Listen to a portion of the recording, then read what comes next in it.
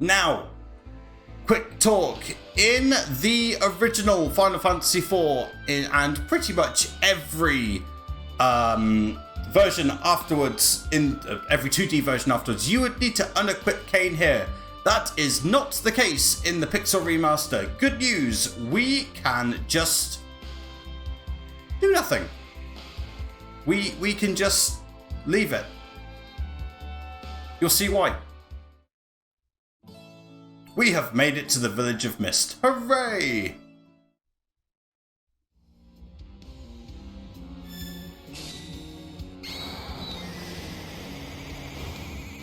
Well, looks like the bomb ring was not da bomb, it was actually a bomb ring. Wow.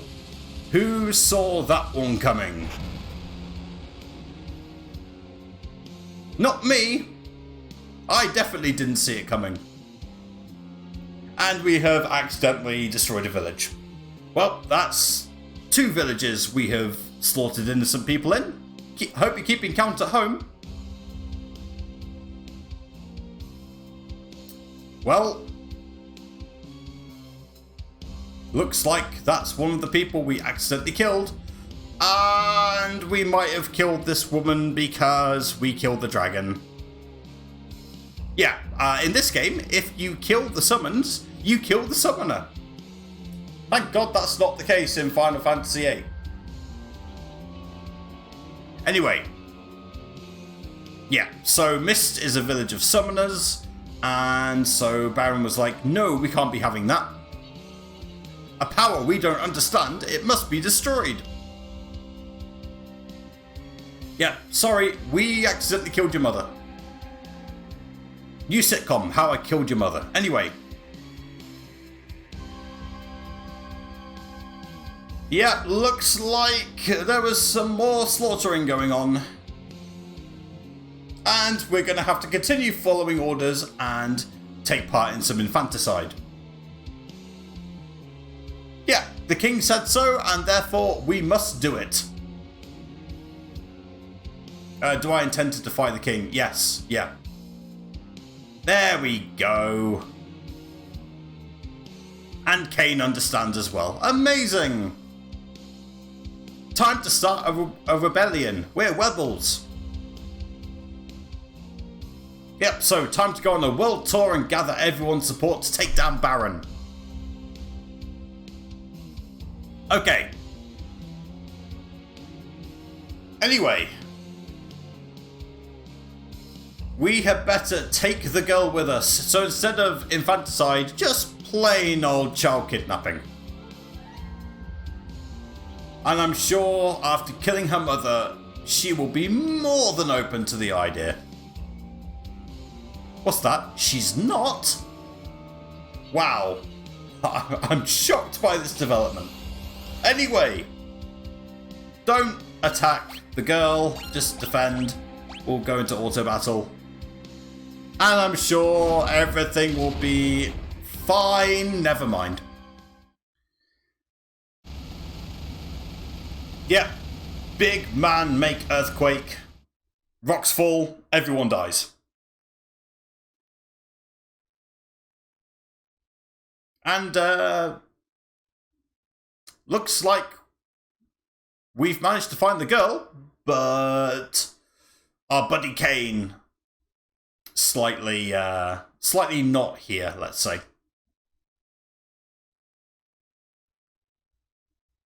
Yep, hopefully Kain's alive and didn't just get rock-tombed. Okay. From here, I want to make my way to the northeast, to the middle of this desert. Boom! Didn't get into an encounter. Good job, me. Okay, simple thing here. We just want to go to the inn. Luckily, the map in the... well, they'll take us here automatically, but the map in the top right-hand corner will tell us where all the shops are, all the inns, things like that. Really useful. Yeah. Time to get into a bed.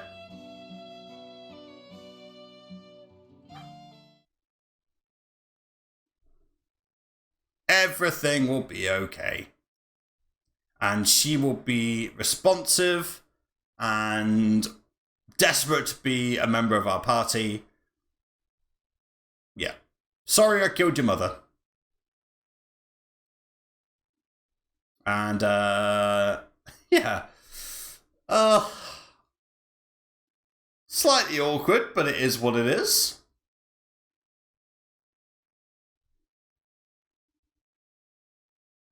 And we're going to get a good night's sleep that won't be interrupted.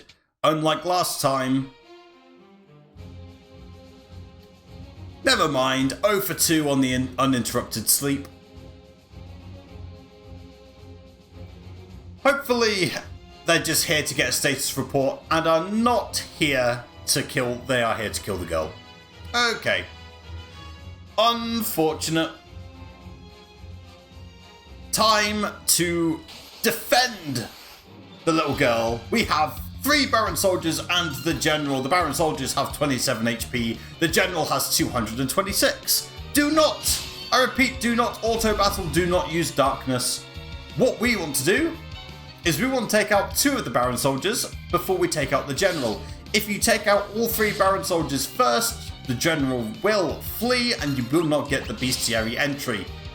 It's as simple as that.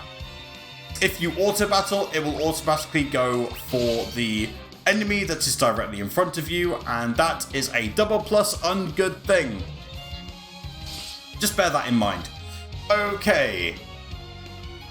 Boom, we're going to hit the general at the back repeatedly. This will take a few tries, but instead, what we're going to do is we're going to bop to this Final Fantasy IV boss music. The bass line is insane.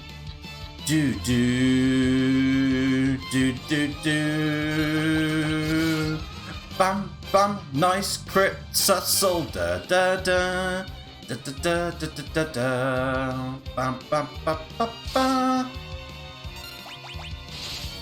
All right, this Baron, this general will eventually go down. Everything will be okay. We will get to the good part of the game. Okay. Now that the general said, we can go into auto battle mode, and down goes the Baron soldier. Life is good, and we're going to get a level up. Hooray! Level 13. Again, levels aren't really an issue in this game till later on. We will be doing very little level grinding in this game. Like an hour max, I'd say. In the original FF4, we need to do a lot of level grinding. Not the case anymore. Anyway, no one's going to hurt you. No one's going to hurt you. Apart from all the enemies we'll be taking on. And yeah, this is Rydia. One of the most iconic characters in Final Fantasy history. And she joined the party. Hooray! Good job.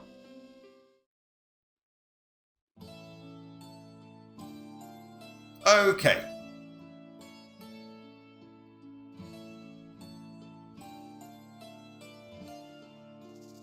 Now that we have Rydia in our party, I'm sure she'll be super useful. Ah, never mind, level 1. Honestly, don't worry about equipping people here. With the fact that we have to get all the chests and we'll be running away from a fair few battles, like, you won't be having too many issues. Anyway, in the pot we will find an ether, and there's plenty of opportunities to heal up throughout. Before we can go any further, we need to go into this house here because our quote-unquote girlfriend is here. Hooray! And, yep, she seems slightly knocked out. Don't die on me. No, I am very much alive. In fact, I'm pretty sure I'm more alive than you right now. Yep, she'll just say, Cecil, Cecil, don't die on me repeatedly. And looks like she's got desert fever. And we need the Sun Ruby. So we need to go on an adventure. Hooray! An adventure with a 5-year-old girl that is pretty weak at the moment. What's the worst that could happen? Okay. So, just double check we got everything in Kaipo. Yep, there's only one item. Life is good. So let's talk very quickly about the positioning in this game. The person in the center will do more damage than the people in the wings, and there's also, new to Final Fantasy, I believe, is the front row and back row system. Front row people will have double the attack power, but the people in the back row will have half. The trade-off is that if you're in the back row, your physical defense power is doubled. So yeah, there's a trade-off there. And the two formations you can have are front back front, or back front back. So at the moment, if I go to order, you can see that Cecil's in the front, Rydia is in the back. If I switch Cecil to the back, Rydia is in the front row automatically. That's how it works. Yeah, simple as that. Rydia, to the surprise of absolutely no one, considering she is level 1 with 30 HP, will be staying in the back row. Cecil will be staying in the front. Life is good. Okay. Let's make our way to the northeast. And I do want to get into one encounter. Technically, there are 3 new enemies, but I only want to run into one. But I did run into a fairly rare one as well. So the Desert Sahagin, that's the one I was looking for. 20 HP, no weaknesses, except if you have an Ice Rod, it takes 4 times damage from it. The Hun Legs, which we weren't expecting to run into until much later, that has 75 HP, 60 HP, sorry. No weaknesses as well. They're both pretty weak. So Rydia has access to white magic, black magic, and summon magic. Only one summon to begin with. Chocobo deals non-elemental damage to one enemy, has a relatively short cast time. Hopefully, we one-shot the Hun Legs. There we go. Nice and easy. Boom. There is one more enemy we can run into in the overworld here, but it's much more common later on, so don't worry about it. Rydia learnt Blizzard, which is a weak ice spell, and Cure, which heals people. There you go. Okay. We have made our way to the... I think it's called Underground Waterway. Yep, there we go. I think it's also known as a few other things, but I know it as the Underground Waterway. There are a few new enemies here, but before I get them, I want to get this chest for a Maiden's Kiss. That cures Toad, which we'll run into later on. But we'll start with the new enemies. Killer Fish. 65 HP, weak to lightning. Bad news, everyone. We don't actually have access to any lightning spells yet. We just have access to ice for the time being, so I'm going to defend with Rydia right now. She can't really do anything to help us. I'm going to switch to auto battle. Yeah, because she's defending, she'll take less damage, and therefore no bad things will happen to her. 1 damage, 1 damage, 1 damage. Life is pretty good.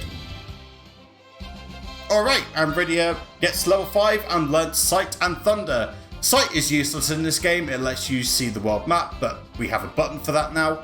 And Thunder, which is a weak lightning spell, which we don't have the MP for right now, because we used Chocobo earlier on.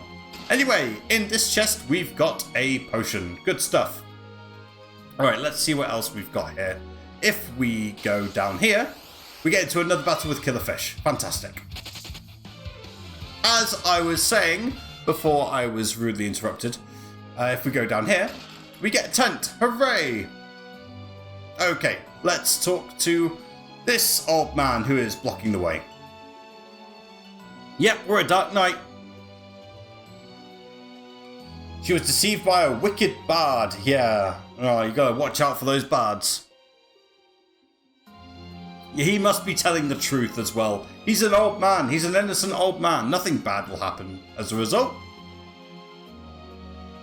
And somehow he can tell that Rydia is a summoner.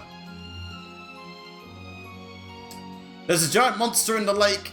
Unfortunately, Teller can't deal with it because he is a mage / sage. Yeah.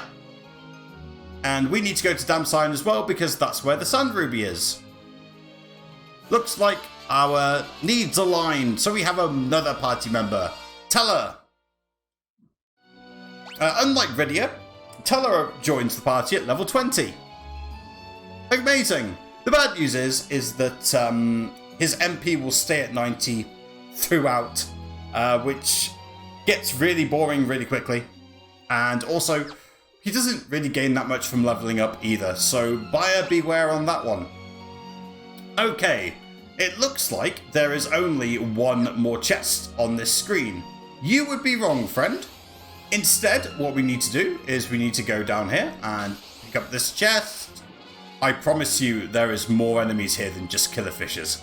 Anyway, we're going to pick up the iron armlet, a nice little equipment that goes on your arms, increases your defense. Don't need to worry about it too much. Anyway, in this waterfall there is a hidden chamber. We get a dry ether, which restores 150 MP. We get an X potion that restores a lot of health, and the Phoenix Down that revives dead characters. Okay, with that done, that is all the chests we can pick up in this screen. It's time to head to the top left and go next. But not before we run into a new enemy. The Vile Shells, 58 HP, weak to lightning. Let's show off Teller. Black magic. Yeah, let's do a Thunder Spell on everyone. Short cast time. And everyone dies. Really good. And Rydia hits level 6. No new magic though.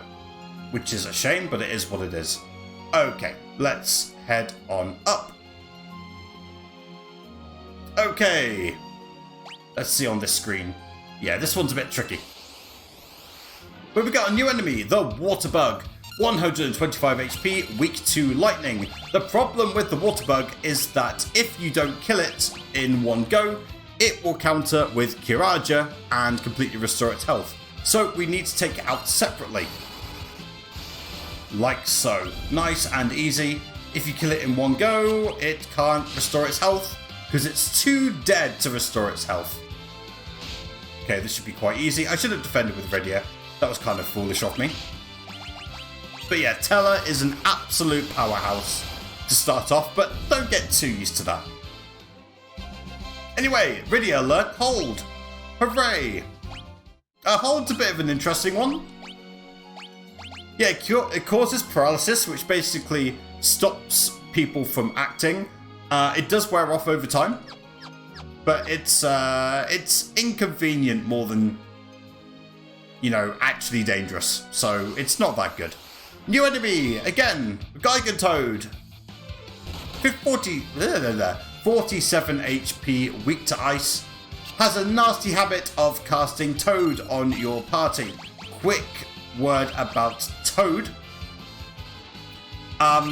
If you are toaded, you cannot do anything other than attack and cast Toad. Yeah, and it also sets your attack to 1 and all your other stats to 0. It puts you in a world of trouble. It's actually one of the most dangerous status effects in the entire game. You can cure it by casting Toad on the afflicted party member to toggle it on and off, or using the Maiden's Kiss that we picked up earlier. Good stuff. Okay. Now that that's done, we're going to get this chest for another potion. Life is good. Okay, and then from there, we're going to go down here and head across and pick up yet another ether. You'll understand why I'm not really going shopping at the moment. To be quite honest, it's just not necessary. We'll get the resources we need throughout the game. And we get to a save point. The first of many save points in dungeons throughout the game. It's indicated by the glowing silver rods and the glyph in the center. And here you can save or use a tent or a cottage. Yep, there are tents which can restore 1000 HP and 100 MP to all party members, and cottages restore all HP and all MP to all party members. But the downside is you can only use a tent or a cottage where you can save, which is either a save point or on the world map.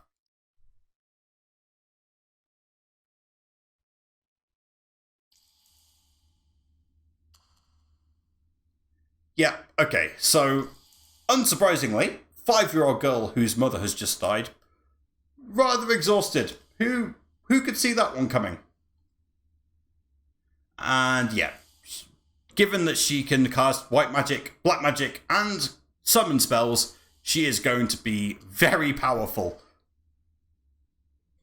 Yeah, and looks like the old man is rather creepily comparing Radio to his daughter, who ran away with that wicked bird. Oh yeah, I accidentally revealed that Anna's his daughter. Well, whatever. Anyway, so yeah, looks like Anna and the bird have run to Damsion, and that's where we need to get the Sand Ruby. So, you know, kill 2 birds with 1 stone. And Teller didn't like it. I'm sure that, you know, once the Bard and Teller talk it out, everything will be okay. Yeah, so Desert Fever, as mentioned, we need a Sand Ruby for it.